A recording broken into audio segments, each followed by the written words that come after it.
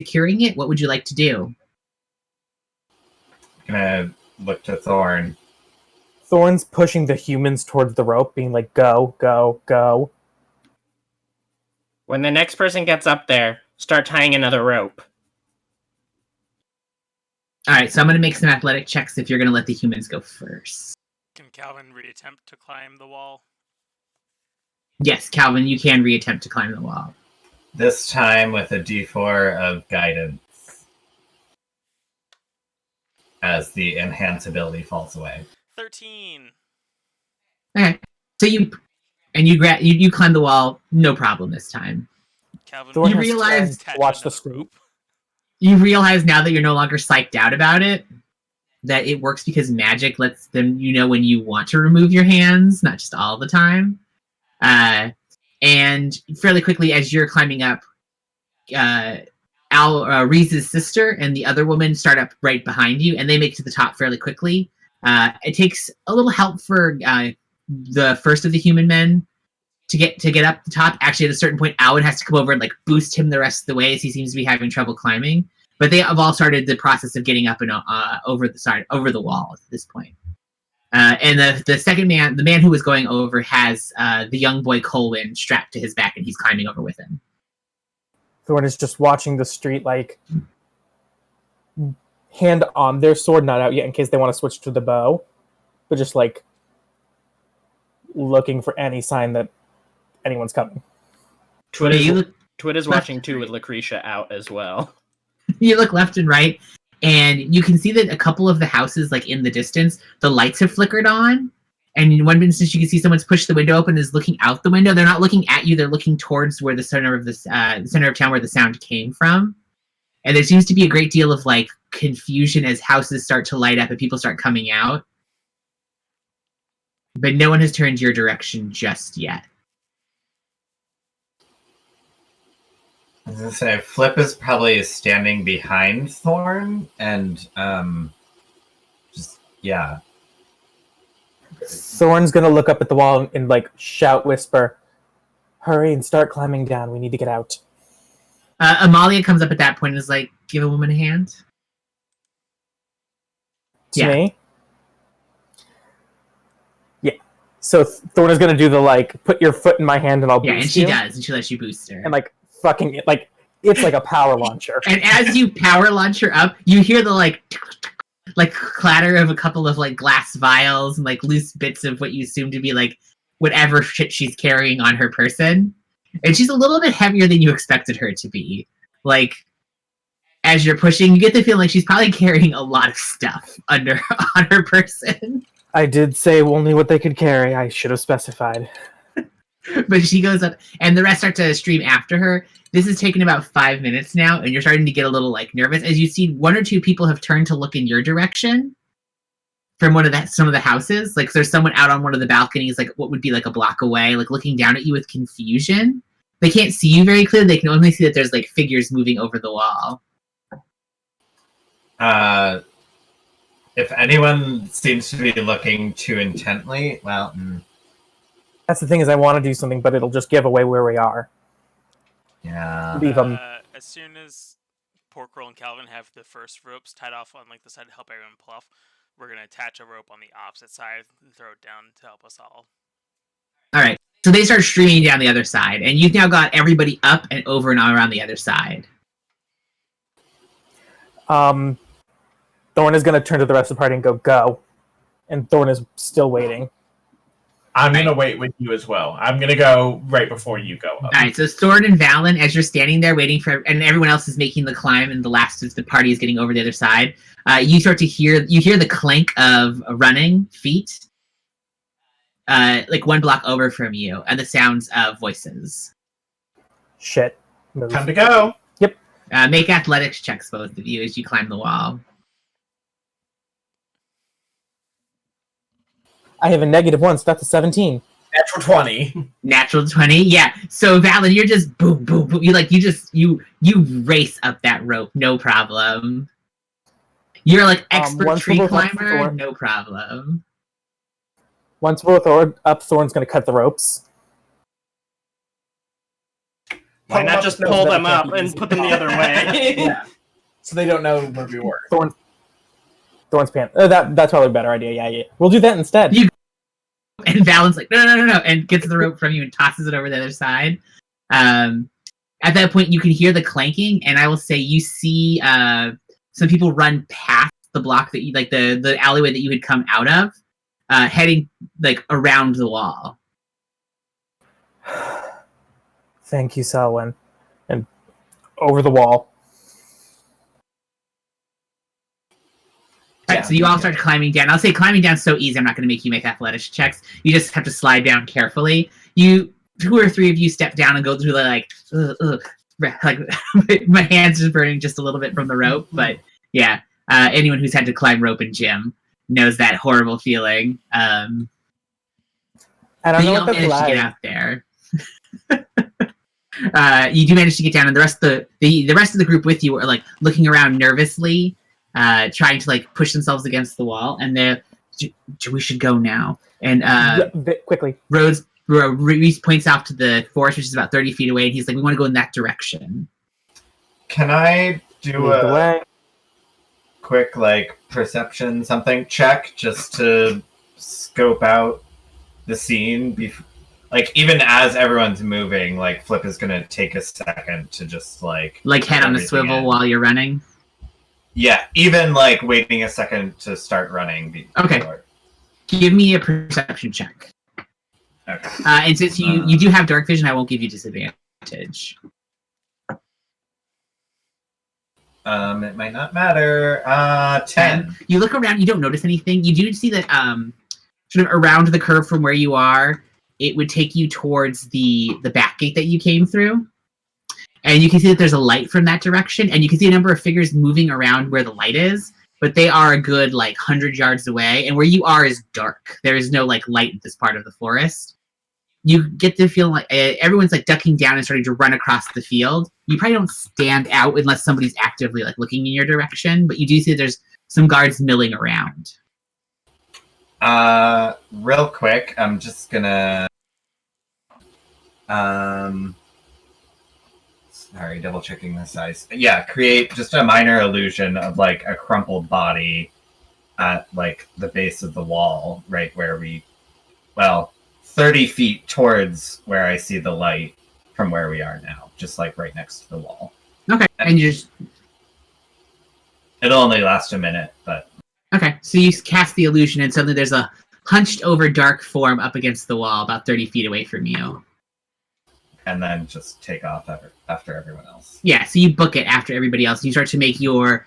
It's not too long before you make the cover of the trees, and you slip into the trees and look back, and you can see that the part of the wall that you had come down from, there is someone running around the top of the wall with torches, as they seem to be sweeping around the city. I think our best bet is to just keep moving deeper into the forest. And Twid, as you are moving into the forest, you get an intense vision from intense burst of emotion from Selwyn of panic.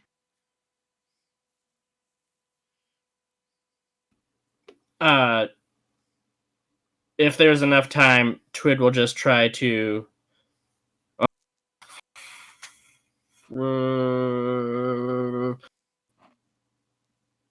because Twid can't give directions that Can you far snap away. her back? I'm worried if I snap Selwyn back that the medallion will still be with Selwyn. Because what's the range you have? For what? For your connection to Selwyn. My connection to Selwyn is only, I think, 100 feet. Is it 100 feet or is it a mile? I'm pretty sure it's within a mile you can still communicate telepathically, or you can still someone exist within a mile, but all the cool stuff only happens within 100 feet. So 100 feet is when I can communicate with Selwyn telepathically. It doesn't say.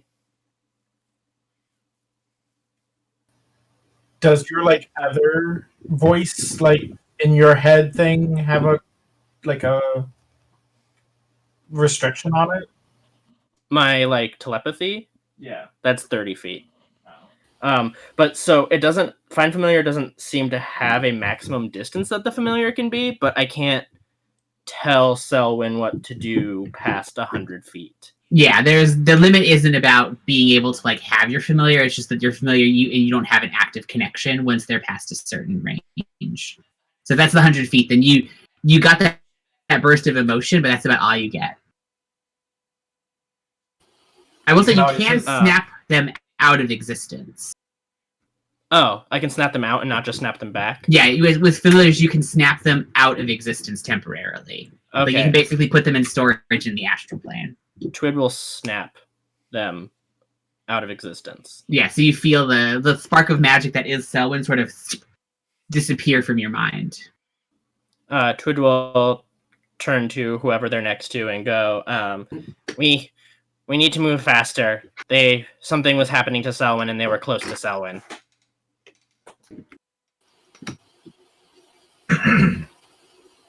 Into the woods. Running through the woods.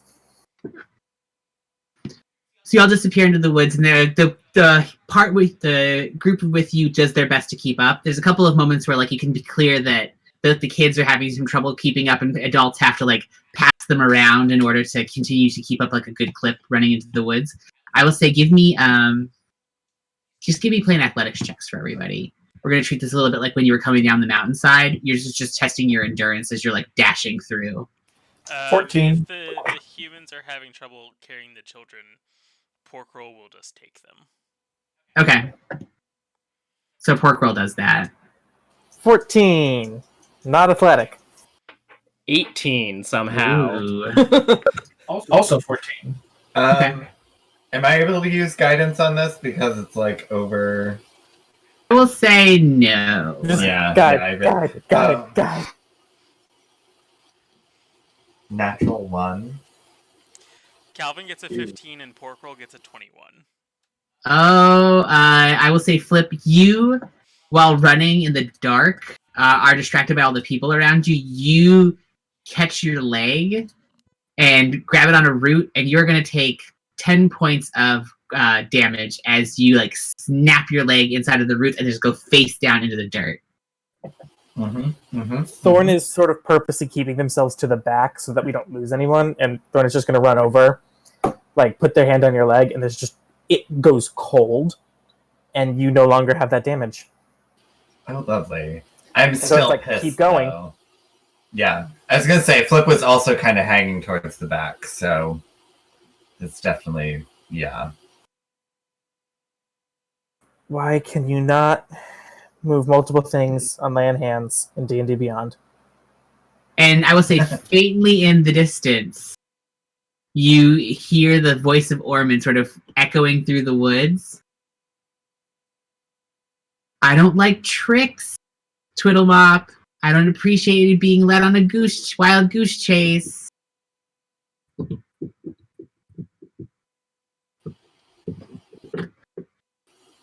Fuck Ormond and fuck running on land. We have to hope Selwyn bought us enough time. Oh my god, I'm so nervous. Does it still sound far enough away, or like? That one still, it sounds like the voice is echoing like through the woods, but it just still sounds like it's coming from a distance. I'm gonna turn to like he's at the edge of the woods from wherever we've made it. Or he might be like on the city wall or something. I'm gonna turn to Reese and ask, like, because he was the one that knew where it was, right? He's how far does he think it is?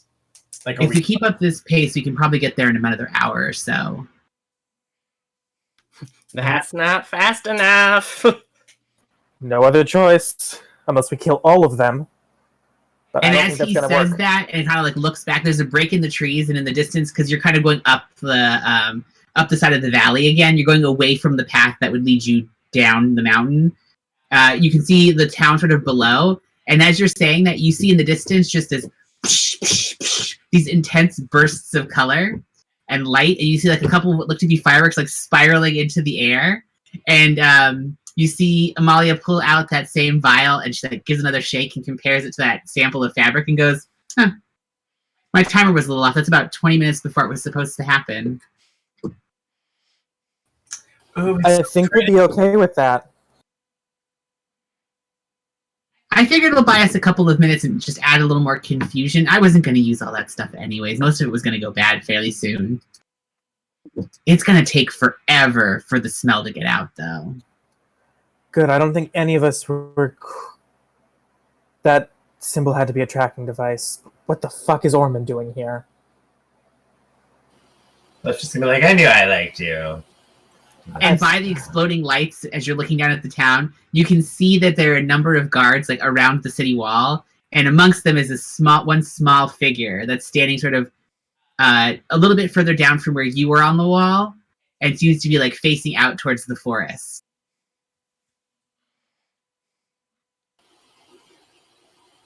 Word. Yeah, we're. So that if Ormond's here, though, that means he probably came here the same way we did, which means he's in league with Meadowsweet. That you much see, was Valen obvious. connecting all the dots, and it's wait a second. That much, I believe, was obvious. Meadowsweet and the church are both behind this. Although apparently Ormond's not some simple acolyte. I knew we should have thrown him overboard. Does Meadowsweet work with the church? For the church? Does the church work for Meadowsweet? Mystery to be puzzled out, assuming we survive. Less thinking, more running. I assumed this was happening while running. Yeah, I should probably focus on running on land, since I can't seem to do that And very since you're well. doing fairly well, Amalia starts to jog up next to you, Calvin. And she goes, I don't want to throw it out here, throw anything offensive out, but it seems like you're sort of the brains of the operation around here. Calvin doesn't say anything, just yes. So I have a few things that might be helpful for you when we get to where we're going. I know that we have to get through the barrow, and Reese mentioned that you were going to be the ones navigating it, so you might need these. And she holds out a small pouch to you. She goes, it's a couple of things that I make up for some of the adventurers who come through the area when they go looking for the various dyes and things. I got you 2 greater healing potions in there, 2 pieces of what I call stone speaker chalk. If you have a question, write it right on a piece of rock, and anything that the rock has seen or experienced, it can answer questions about. Don't get fancy. It's still just a rock.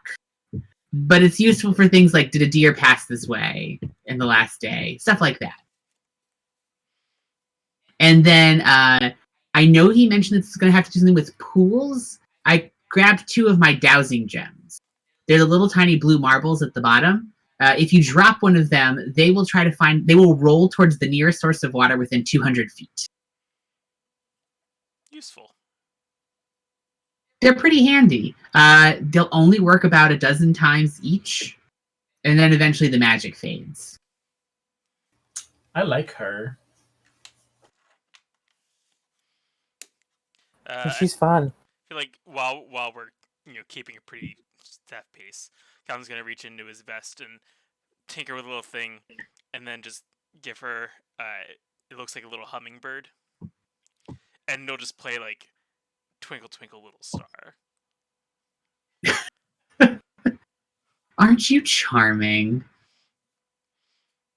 It's the best I can do on short notice. It won't work I forever. appreciate it, though. You sweep a girl off her feet, save her from a bunch of serpent people, run through the woods, and still make a present. I like you. I mean, I don't often meet people who are handy and useful and know to bring things like this and hold up the bag. I like to plan ahead.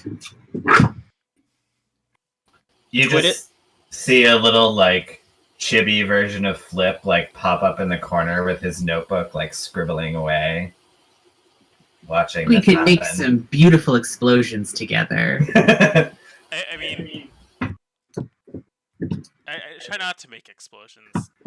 Good. I mean, sometimes it happens, like today, a lot.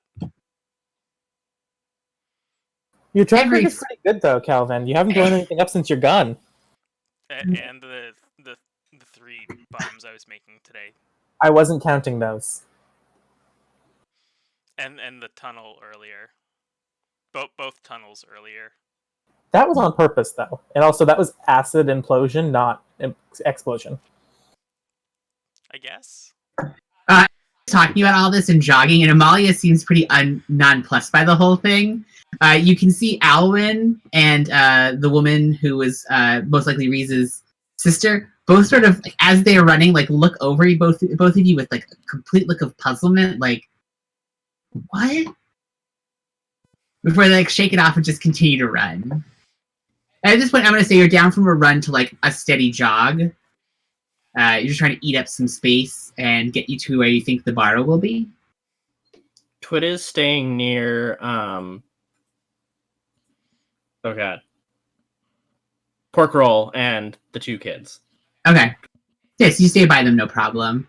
And Ree sort of will pull up and run up towards you as the rest of the audience says, I think we're getting pretty close. We shouldn't be too far now. I recognize those boulders, and he points over to, like, 2 boulders that are sort of, like, sticking up to form a little, like, lean-to of stone. He goes, the barrows, according to my grandfather's notes, is not too far from here. He goes, no one's been to it for a couple of years, so I'm not sure what state it's going to be in. According to my grandfather's notes, parts of the entrance were starting to collapse. I've brought a few things to help us if that happens, but I don't know much about what's inside of it besides that. He always wanted to make sure that we stayed away from it when we were growing up. What are we looking for? Is it a pool? Like, what do we use to transport? Is it a pool? Is it a fairy ring? Is it a rune? He said it was a special magical pool that they had at the heart of the barrow. He's pretty certain that it hasn't been disturbed in all these years because it was left behind after the Rionian soldiers destroyed everything. He made use of it after they left. It should be surrounded by a number of crystals. Let's hope. And he's like, I have a ritual in my bag that will help us to sync it up to something. He's like, without a direct destination in mind, though, it can be a little chancy. Fallon may be able to help with that. Do you know of anyone? You're asking me? Yep. Yeah, I'll be like, yeah, I mean, I know where, like, the Fae come, like, where they pop in the Weald. Like, I'm assuming that would work. Have you ever seen a pool that looks like this? And he holds up a journal, and you can see that there's a drawing of, like, this elaborate, like, what looks to be like a reflecting pool, but you can see there's a number of crystals sort of around it. Can Valen see with no dark vision running in the darkness? Summoned some form of light at this point. I'm also assuming that if there's, like, explosions going off in the town, there's, like, a vague, like the explosions are a pretty decent distance away by now. You've been running for a good part of, like, 45 minutes. Well, if he describes a pool, would I, like, have remembered that from the Weald, like, something similar? So yes, you do know that something similar to it. There's a large pool like that outside of the Summer Palace that you regularly visited. So as he describes it, I'll be like, oh, yeah, at the Summer Palace. I know where that is. Yeah, it's not unusual. They weren't hiding it in any way. So you have seen one before. I mean, I know where it is. Will that work if I just know where it is? And like, you see him give a visible sigh of relief as he shoves the thing back into shoves the notebook back into his bag. He goes, if you can remember it, we should be able to anchor to it. Fey magic is a little unreliable, but it was meant to be fairly intuitive. I mean, all the Fae I've ever met were, pretty cool, so I think we can do it. You might have saved us the risk of ending up at another destroyed barrow or in the clutches of some unpleasant Fae. We do like keeping Valen around. Indeed. Well, and he's like starting to get a little out of breath from running and talking, and he's like, let's focus on getting there. Can I attempt another perception check just to, as we're think we're getting close to kind of see if anything seems off in the forest. I'd say we're in the forest. Give me a survival check. Can I do the same? Yes. That's fair. That makes sense. No. 13 for Flip. You look around. I mean, everything seems to be more or less as you would have expected.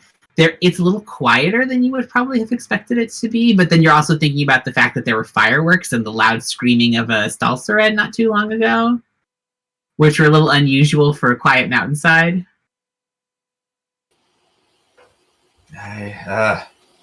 Nothing seems too off, but... No giant dragon flying overhead. You do not see the presence of a dragon, which I will say is a little surprising in your mind. That is definitely something Flip has been looking for. Don't look at your force in the mouth. And I will say at this point, as you're still kind of running sort of uphill, as you turn back to look around with your survival checks, you do notice that there are torches in the forest behind you, or sources of light, I should say. How far away? With your tracking check, with your survival check, you're not sure. Can I make a perception to measure that distance? Because I'm better at that. No. I thought I'd try. I will say, with Flips being ever so slightly better, they're not super close, but they're definitely they're heading in your direction. So yeah, okay. And as you look, you can see that they're kind of spreading out. There seems to be a couple of lights going sort of out from the town in general.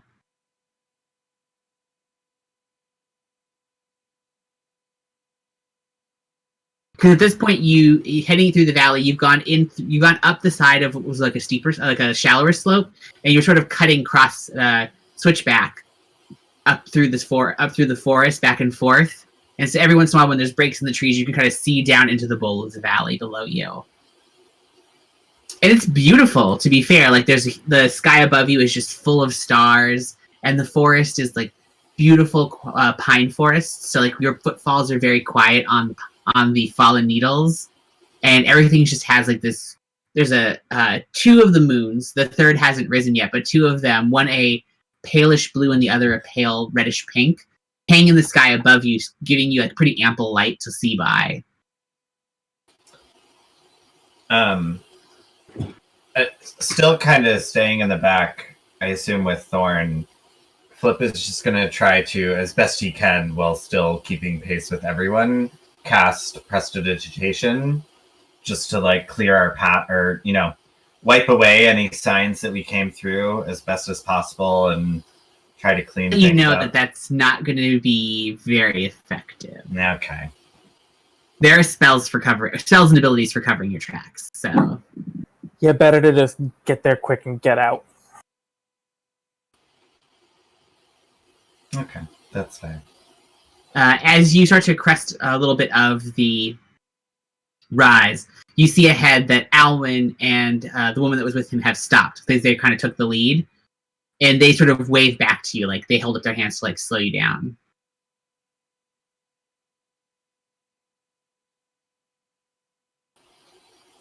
Pull up kind of next to him. Are we nearby? Where you are, you've cut to the top of what the little switchbacks, and you've reached what looks to be the top of a ledge, and there's a little gully that leads down between some of the mountain above, and he points down, and there's very clearly a faintly glowing light in front of what looks to be a half collapsed barrow. So the actual stone and earthen barrow that has been built out of the ground. Part of it looks to have collapsed inward, and you can see that there's a couple of lights glowing from what would be sort of just around it, so you can't clearly see them, but you can see that there's lights at the barrow. I'm pretty sure those aren't meant to be there. Oh? No? The lights? Yes. If it was meant to be glowing abandoned, crystals. then someone's home. And Reese comes over and looks down and goes, my grandfather said that most any of the magic that was left over was destroyed on purpose by the soldiers who wiped out this barrow of Fae.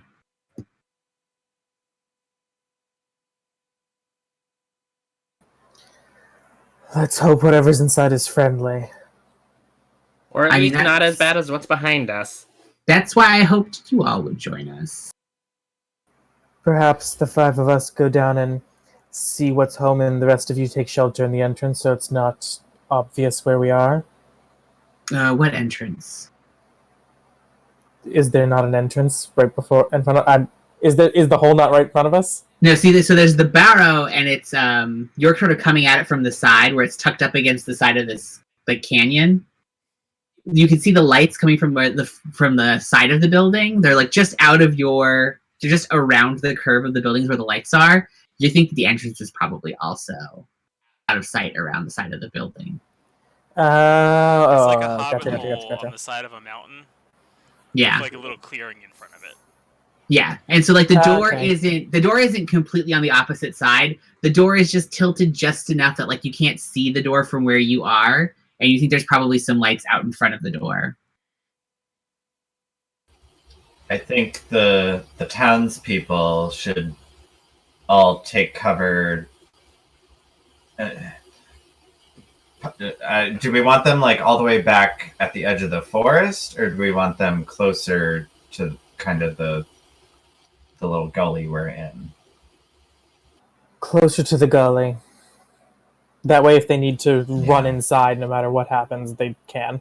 And also, you can see that in the gully itself, there's still some small copses of trees and some underbrush and stuff like that. Like the forest doesn't completely dissipate. There's just a like cleared out area right around the barrow itself. So leave them there and then tell them if anything starts to come their way, just run in.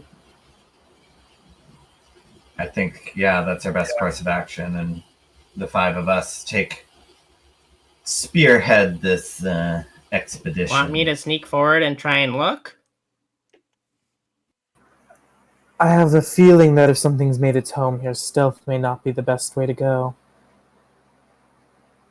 Perhaps it can be reasoned with? I mean, I can do that too. can't hurt. I mean, who knows? Maybe it's just some sort of fae has made a home here. I get along really We well have with the them. time for sneaky, subtle. I think Yeah, we need to go in and knock on the door and hope they're friendly. Let's go. let Valen do the talking. Fair point. We do have a hostile party behind us.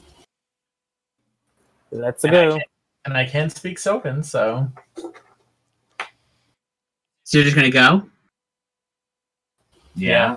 All right. So you hustle towards the entrance to the barrow, and you're sort of weaving your way through some of those like copses of trees and all the undergrowth and stuff like that into the gully. And as you're getting a little bit, you kind of drop down from the edge into this itself. You lose sight of the barrow.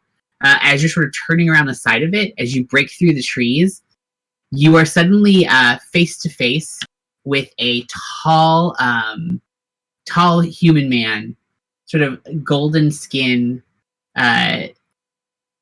perfectly lit by the light, sort of standing there in the middle of this road. And what you notice, though, as it sort of shrugs off what looks to be like a coat, the coat sort of falls away from it. Right where its shoulders are, there's not arms. Instead, the skin breaks as tons of snakes coil down in a weird simulacrum of an arm from both sides. So it's basically like a small nest of snakes has turned into a hand, and it ends with the snakes' heads. So think Medusa's hair, but arm. no. Just no. Is this a fae? I Wanda, don't rewind. believe you're supposed to be here. Are you supposed to be here? Want to check to tell what it is? Yeah, you can give me an Arcana check. And you have advantage because of the sphere. 19. Oh, wait. You 19. said only So the sphere that you are, the orb of Arcana that you are bonded to, after a moment, you get this bubble up of information from it, as though it's sort of even like, hey, I noticed that you're looking at this creature. Can I help you figure out what it is? And you know that this is a type of Yuan Ti, in particular, with the large sort of like serpents that form its arms. You know this to be a pit master. They are Yuan Ti Malazan priests that have made a pact in order to arouse their power. and they are essentially like deeply involved in the long-term plans and management of the Yuan Ti under Kishar. They are leaders for like cells of the Yuan Ti. As soon as the orb tells me this, and/or Calvin realizes this, Calvin's just gonna instantly cast Charm Person. Okay. Let's see, does he get any? No. What does he need to make? Wisdom saving throw, DC 14. Okay.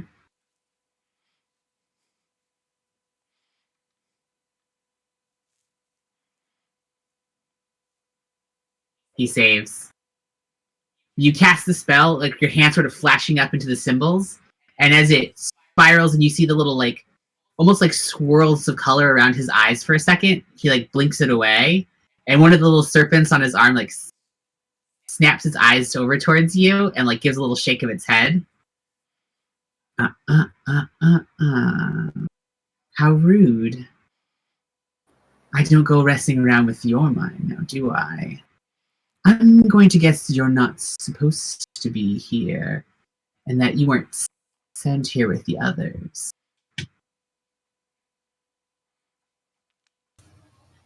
I don't think you're supposed to be here either. You're not a Fae. Get lost. No, I'm sorry. The Fae have left this place behind, but we've been happy to take up residence. So why don't you just come along peacefully and we can take care of things? Well, we don't like squatters, so... Very well. We'll just have to get unpleasant, won't we?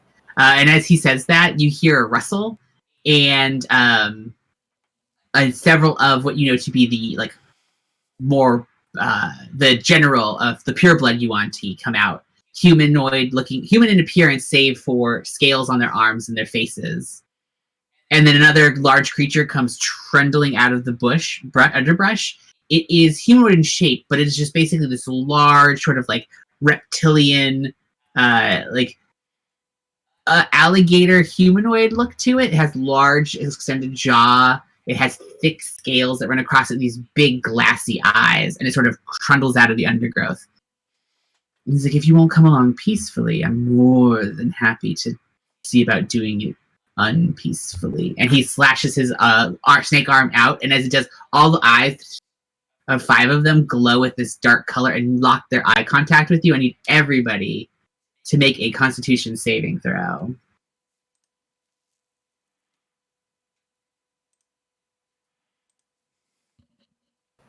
$18. 16. 7. 14. Calvin gets a 23, and Porkroll gets a 9. Porkroll doesn't need to run. Doesn't need to roll. Then Porkroll doesn't roll. And I'm sorry, what was the... Who is it that did poorly on this? Flip. Flip got a 7. Yeah. Twid got a 14. I don't know if that's poorly or not. No, you're fine. So anyone who got a 13 or higher, you are unaffected by the magic, but you all watch as Flip gives a bam, just passes out. And What the fuck?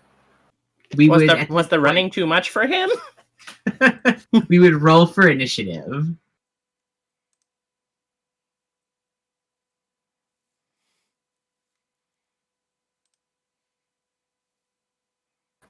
Is Roll20 still broken? Roll20 is working for me. It's not working for I was me. gonna say, all I can see in Roll20 is the starting screen. So is it Yeah, still it's been broken. okay? For me all night. So I'm going to say at that point, if it is still broken and not working for all of us, then it's probably a good time for us to just say that we're going to wrap up for the evening. What are we supposed to see on Roll20? I see the sewer. It's set to the sewer still right now. Oh, then yeah, I assumed there was supposed to be something besides the sewer. Oh no, let me switch it over. Oh yeah, now we can see. I think. Can you all see? Okay. I still can't, but if someone just wants to be able to move me, I was gonna say I haven't even gotten into Roll20, into the game. I had it up for an hour and couldn't get anywhere, so I just closed it. try flipping it around really quick just to see if you have any luck. Sorry, everybody watching. We're just dealing with the Roll20 apparently has been down most of this evening.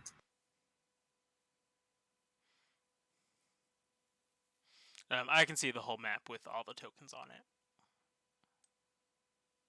I mean, you'll be able to see that in the stream then if you want to just try to... Okay, you're good? Okay, yeah. So let's have everyone roll initiative then.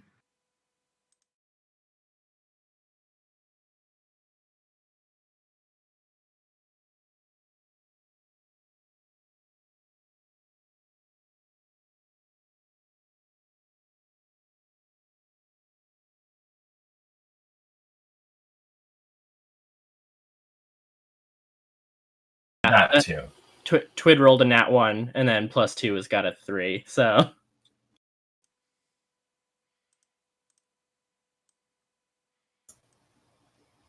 And you flip this over to combat map? Yep, you should be good to go. Stream should be awesome. Excellent. All right, so just to set the scene, the one that is in front of you to the left, that is the Pitmaster that you saw before. Up above you, coming out of the brush, is the large serpentine creature you saw. And then behind you, you see 3 of the Yuan-Ti purebloods that you fought before. As that is happening, you suddenly hear a loud crash as a whole bunch of the brush above them and one of the trees just comes crashing down onto right in front of and onto the Yuan-Ti behind you. And you hear Reese's voice go, "We've got them! Take care of the big ones!"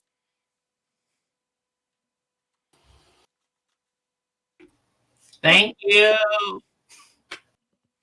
All right, let's see. So let's grab the initiative. So the Yuan-Ti Pitmaster will go first. You can see that there's a look of chagrin that flashes over its face as it realizes that most of you did not fall victim to its whatever magical effect it was trying to hit you with. It looks around sort of really quickly at all of everybody in the group, and then is going to... Yeah, you know, it's just going to charge up. Snake arms! That's exactly what's going to happen. It rushes up to Calvin, seeing you kind of there in the middle, looking like you might be one of the more slightly more fragile members of the party. And it's going to, both of the arms reach up, and the snake's just like a swarm. Suddenly, it's just like a wall of snakes coming at you. Do Porkroll and I get our reactions? Yeah, you would still get reactions. So Porkroll nothing's preventing that. Will give disadvantage to one of the attacks. And then on the second attack, I will use my new magical deflection. Okay, so you're going to increase your AC? It only works specifically for one attack. So Porkroll will give disadvantage on the first attack, and I'll use my buff on the second. Okay, so it's going to be a 15 on the first. That misses. And then it's going to be a 14 on the second. That also misses. Okay, so the snakes come piling at you, but Porkroll like punches out, and as he does so, like punches, and some of the snakes just like they try to like slither out of the way to avoid the force of the punch, and you can see them kind of crawling over Porkroll's arms, but they can't get any purchase to bite. The other hand comes slamming down at you, and you, using your new ability that you just picked up, going to level 5, channel some of the extra arcane energy floating around you into a shield that shimmers into place, and you can see several of the snake heads like ping, ping, ping, ping, hit against it and like bounce back as though surprised. And you can see the large Pitmaster who's standing in front of you, eyes narrow in anger as his turn is up. His sleep didn't work, his snake attacks got deflected, he's not having a great start to his day. Valen, you're up. Perfect. I'm going to use a new spell, and I am going to I'm going to move up right behind Calvin, and then I'm going to cast Spirit Guardians. Ooh, that is a new spell for you. And I picture my Spirit Guardians, I was thinking about this, like Twiddlemop size, so like smaller Fey kind of creatures with like kind of like ephemeral wings. They're not, like, you don't know what they're made out of, and you can't see their faces because they have like the old school like death masks they used to make of people. Like that's what their face is they have this like creepy, this like mask that is like very serene, like they're sleeping, but you can't tell what's going on underneath. Don't really know what they look like. You think they're Fae. I mean, you do worship a death goddess, so I'm not shocked that you've got some creepy vibes. So just so I'm reading this correctly, so it's so I look around and I'm like, all right, none of my allies will be affected by this that I can see. Anyone else, their movement is halved, and it says the first time they enter the area within 15 feet of me, they have to make a wisdom check. So the big guy would have to, because this is like his first time entering it, right? Let me make him have a wisdom check really quick then. Let's see. The DC's 15. He fails. So he's going to take 3d8 radiant damage then. Frustrated as the snakes are slithering against the defenses that Calvin has summoned using his magic. Weirdly enough, as you summon these spectral creatures, several of them pour out of the magical shield that Calvin created, as though they are like basically bubbling up out of the magic of the shield itself, and like latching onto the pitmaster. And they will do 16 radiant damage to him. Ooh, with just a explosion of radiant damage. You see it sort of stumble backwards. The snake sort of like slithering against its chest as though it's trying to like defend itself. Let's see, that's going to be 16 points of damage. I told him we didn't like squatters. All right. Is that all you're doing with your turn? Yes, that is my turn. Okay. So it's going to bring us to the other weird Yuan-Ti creature. It's going to stomp down, and it's going to attack you, Twid.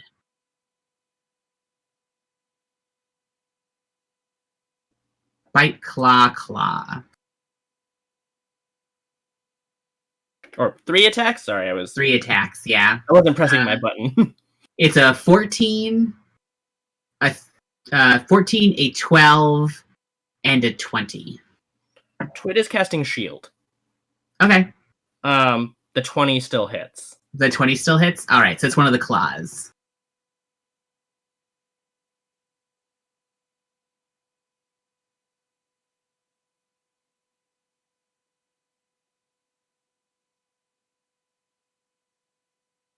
That's going to be a 7 points of slashing damage. I will intercept.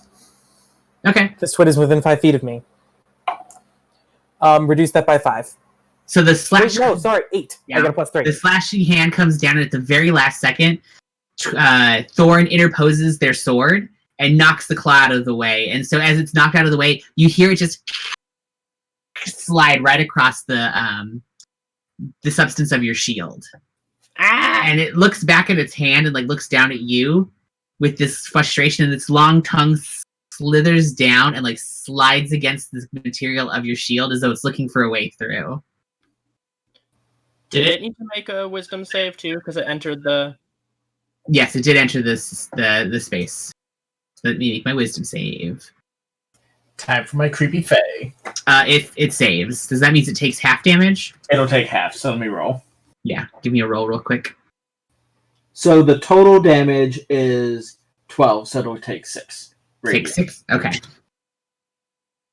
All right. That's going to take us to our next Thorn. You're up. So I'm still not totally sure how fighting works. If I move to here, do I get advantage because I'm pincered with? We're not using flanking. I didn't think so, but just figured I would check. So I'm going to stay where I am. Okay. And I'm going to start swinging. All right. Roll the hit. First one is a 16. 16. That will... Against the Pitmaster. Okay, so the Pitmaster specifically who you're hitting. Yeah, that will hit. Okay, and so first attack, DC.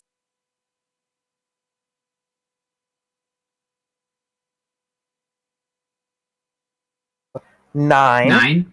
All right, so you hit for 9. As you do that, you can see one of the snakes, their head snaps up and the eyes flash this deep red color and make eye contact with you. Give me a dexterity saving throw.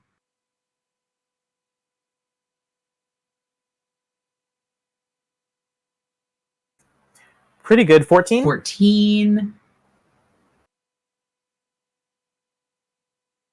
Saves. So you take half damage.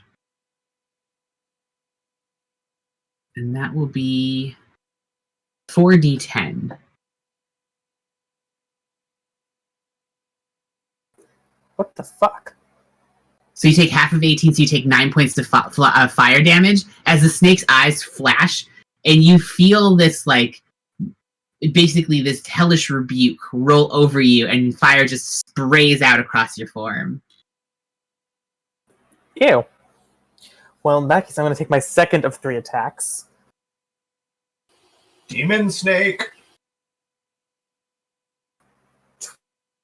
Well, 12? 12 does not hit. figured. Bonus action attack.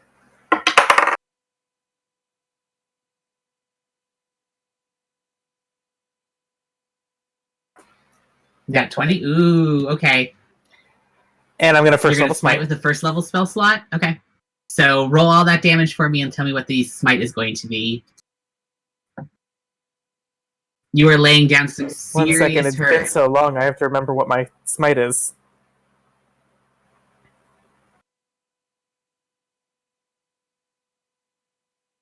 Is it an undead or a fiend? You would not know. Just Well, I mean, the spell. just roll your normal dice. Is If different it if it is, I will roll the extra dice damage for you. Rude.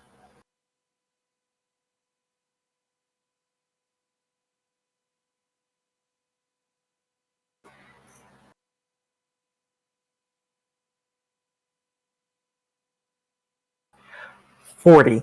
40 points. Wow. Okay. Rude. Yeah. So you see Thorns strikes. First one hits. Second one's a miss. They sort of flip the sword backwards and slice across. As they do, there's just this blast of radiant energy. And as so it does so, several of the snakes get like bisected by it, and you can see several snake heads go flying off to like spatter across the ground, and you can see the creature sort of curl back. All the snakes sort of like pulling back into itself as though its arms are trying to like get away from you from the force of the damage. It is still standing, but you have definitely dealt a significant blow to it. You're gonna fuck with me, I'm gonna fuck with you. I'm done. That's fair. All right, so that's going to lead us to the next initiative, which is Calvin. Also face to face with this now very hurt Pitmaster. First thing I'm going to do is bonus action have Pork Roll use his rend attack. All right, That is a 23 to hit. 23 hits. The Pitmaster, I assume. Yes, which is 9 points of force damage. 9 points of force damage. All right. Yeah, so you slashing out with its with the sword. Slashes out with the sword, slams into the side of it, and you can see that's just this where the sword hits rather than cut. There's just this bruising force that slams into the Pitmaster, sending it staggering it back. And Pork Roll will move up here. And then I'm just going to reach out and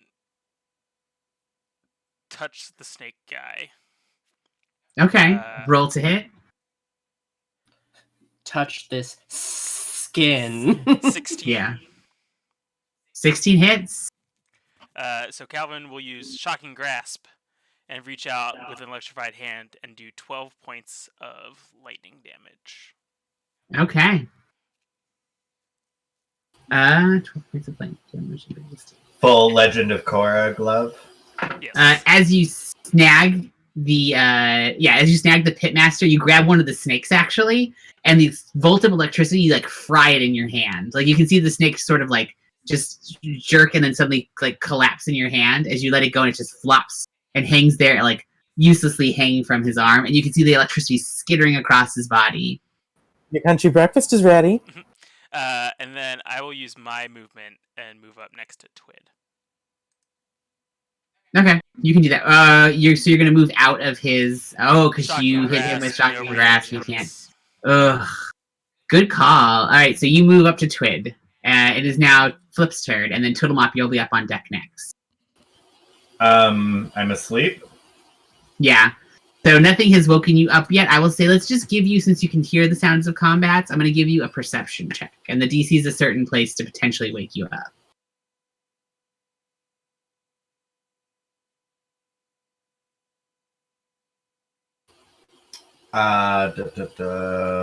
Oh, 21.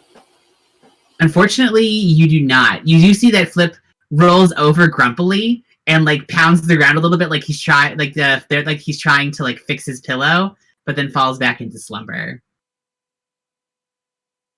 With a 21. Seems like you need the rest. Transparently, I would let you wake up on a natural 20, even though you're not supposed to. So I'm giving you the small chance. Besides that, you would know since he's fallen into slumber, if he takes damage or someone uses an action, they can specifically wake him up. So I don't think we've dealt with slumber in a while. So just as a reminder. It's been a minute. Mm-hmm. That's me. Perfect.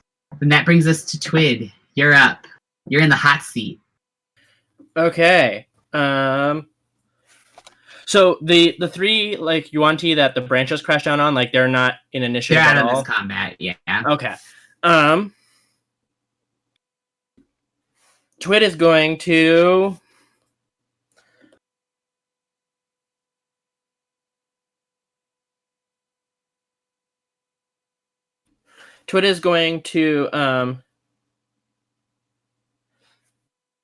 turn to the big lizard one that's up top. Yeah. The one that's not the snake arm dude. And is going to cast Hex at it as a bonus action. At the second level. Mm-hmm. And then Twid is going to go, okay, let's try what you just did, Calvin, and try and grab onto it and shocking grasp it. And shocking grasp is a cantrip, correct? Correct. Okay, so you can do that. So give me your he doesn't have to make anything for the hex, correct? No. And which of his stats are you disadvantaging? Ooh. Remember, this is stats, not so. This would be like his rolls, not his saving throws. Yeah. So it's not that useful. Let's do strength. Strength is what I was gonna do. He's a big boy. No, I don't think any of you have seen Twid cast this particular hex spell before. And this is with Copernica. This is with Copernica. You pull out Copernica and hold the doll up, and you cast the hex spell. As you do, those of you watching notice these shadowy tentacles wrap around Twid's arm, almost to like the elbow, and at the same time they sort of blossom from the heart, like from the center of its chest, and wrap around its form as well. And they're these almost intangible, like very barely there impressions of tentacles wrapping around its body. And for the shocking grasp, Twid got a 23 to hit. 23 will definitely hit. You guys are rolling rocks right now. I should say, sorry, you all are rolling rocks right now. It's to make up for when we were rolling so poorly in the woods. You got them all out on those athletic checks. One so far tonight. Yeah. Sorry, I was like, where are my It's all D6s about for... balance. I was like, where are my D6s for Hex? They were in a separate box because I used them for the Carly Rae Jepsen 3-shot. Okay. Lucretia, where are my D6s? Lucretia! Oh, not great, though. That'll be 7 points of thunder damage. Is that what Shocking Grasp does? Yes, I believe so. Or no, lightning damage. It's like electricity damage. Lightning damage. So, yeah, so that'll be 7 points of lightning damage and 2 points of necrotic. Okay. And Twid is going to over here next to Flip Still. It's going to start the turn of the pit boss who's still up. Valen, would your spell trigger at this stage? Yes, if he starts his turn, he has to make the save. Okay, and it's wisdom? Yes. 15. 15. He fails. Boom. Let me roll. Oh, not good, not good. Only 6 radiant damage. That was so it is about to like leap forward at Calvin. As it does, your little creatures appear in front of it, like with a little pop. Several of them appear in front of it, and you can see them kind of like collapse in on it. And there's this other explosion of radiant energy as they kind of like disappear after they crash into him. As that happens, you can see the light fades. you see the pitmaster's now crumpled on the ground, unconscious. Yes, go little face. Go Valen. I'm just imagining them as weird, creepy little, like, super cute, chibi, like, explosions. They're like, let me hug you and also explode. I'm thinking of the tooth fairies from Hellboy. Yeah, but Except with all those wearing weird... those creepy little masks so you can't see their scary little teeth. Mm-hmm. So it's like the little trick-or-treaters from Night Before Christmas, but Yeah. maybe different. Yeah. Like that kind of level where it's just like it's a very Too big for their stylized. face. Yeah. So you don't really know what they look like underneath. So he loses his turn. So Valen, you're up. Can I run over and just like kind of give Flip like a slap, like get up? It would be an action because you have to like shake him awake. I'm standing near him. I'm gonna just be like, get up, we need you. It's not even shake. I'm like literally just like slap, slap, slap. So you would now be awake, Flip. You are prone but awake. Excellent. And then as soon as you wake up, I'm like, good morning. And your face hurts. God damn it! And do you want to do anything with your bonus? I don't think anyone's hurting too bad, so I think no, I'm good. All right. So it's going to go to the creature's turn, and it is going to recklessly Make a wisdom save. make a wisdom save. It makes it 22. So it'll take half. Or, I'm sorry, 21. So it takes half. How is the behemoth making these saves, but like the pitmaster wizard isn't? Pitmaster rolled poorly, but this creature's been rolling rocks. So I rolled 8, so it'll take 4. You take 4? Okay. That's not bad. That's One little spirit creature flies into him and explodes. Alright, so as it happens, you see its eyes like dilate, and it pulls back its teeth to reveal a row of just like these huge, gnarled, almost like shark teeth. They have those little ridges like built into them, and it lashes out at Turtle like a tiny little snack. At 10 feet away? You're still up next to it, aren't you? No, I moved further Oh. away. Then it moves up and attacks you because you're the last thing that hurt it. My apologies. You heard it last, so it's pretty mad at you. That is terrible. That is a 9 with the advantage for the bite, and then we're going to do our 2 claws. That is a 14 for claw 1 with advantage, and that is much better. That is a 23 on the second one. Twit is gonna shield again, and it'll block the 14. But not the 23. But not the 23. All right. You are going to take another 7 points of slashing damage. Intercept.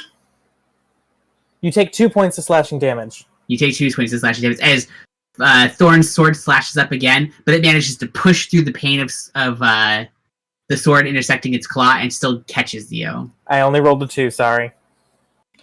And I probably need to make a concentration check on Hex, right? You would, yes. I just roll, and do I add my Constitution? Yeah. It's a Constitution saving throw, so whatever your saving throw is for Constitution. 11? You're fine. Alright, so Thorn, you're up. My turn. Attack.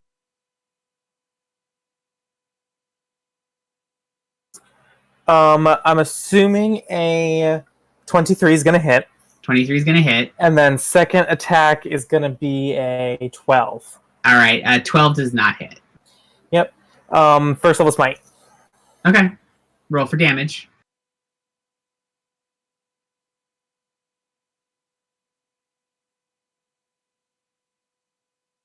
Nine. I rolled 9 a total? 1 and 2 2s.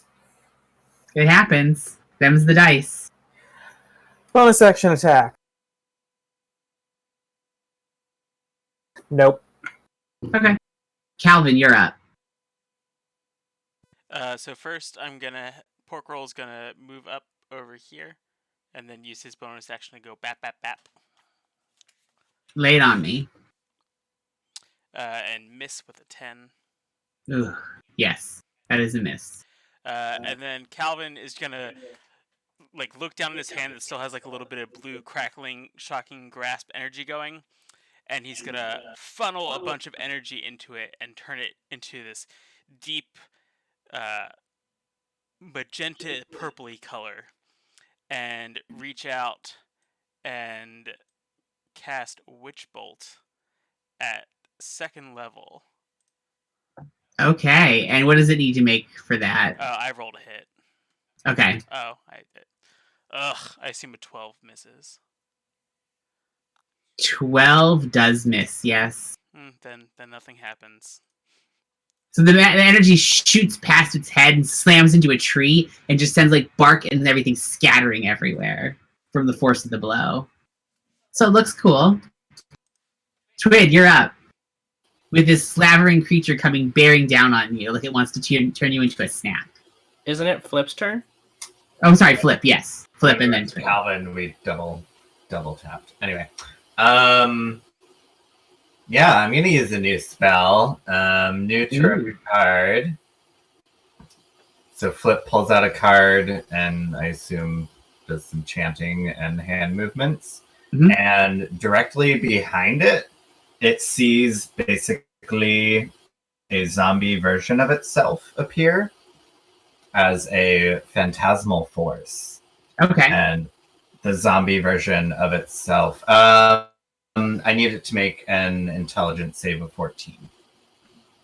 I almost took Phantasm. Does not make it. Excellent. So it does indeed perceive an undead version of itself that is going to slash out at it and do yeah,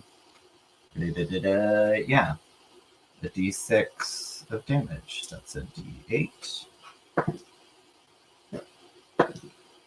Yeah, it's going to do six psychic damage. You see that the creature reels back as the phantom version of it slashes into it. For the rest of you, it's sort of indistinct. It's definitely there, but it looks a little bit holographic to you. But to that creature, it is terrifying. Looks like cheap CGI to everyone else. Yeah. You're I don't see why they spent that much of a budget on this.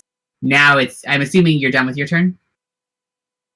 Yeah, because I'm not going to bother. Okay, so Twid, it's your turn then. Okay, I have oh, sorry. Actually, I'm going to throw Twid a Bardic Inspiration, which remember you can add to magical damage. And that's we're at a D6? So, question. Yes. If something says when a creature you can see within 60 feet of you is about to roll a d20 with advantage or disadvantage, I can use my reaction to do something. Does that count as myself too, or no? No. Okay, thank you. You know what? I'm going to say actually yes. Yes, it does. Okay. Because you can't technically see yourself. So Twid is going to pull out. Can I use a reaction on my own turn too? Sorry, I guess that would be. You cannot use a reaction on your own turn. Okay, then I'm not going to do what I was about to do. Twid is going to go, "Stop following me!" and reach out again and shocking grasp again. All right, roll to hit. That is a 26 to hit. 26 hits. I mean, not surprisingly, since you've seen much lower rolls hit, but. And sorry, that's a D8 of inspiration that did jump up.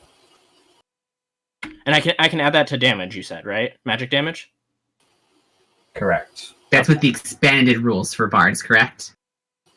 From Tasha's, yes. Yeah. So if anyone's watching and wondering, we do have everything for Tasha's enabled. So a lot of the classes that you're seeing play might be a little bit slightly different from the classic play because they have some few more options open up for them. Okay, so Twid is going to then use their Bardic Inspiration now too to roll the extra D8. Mm-hmm.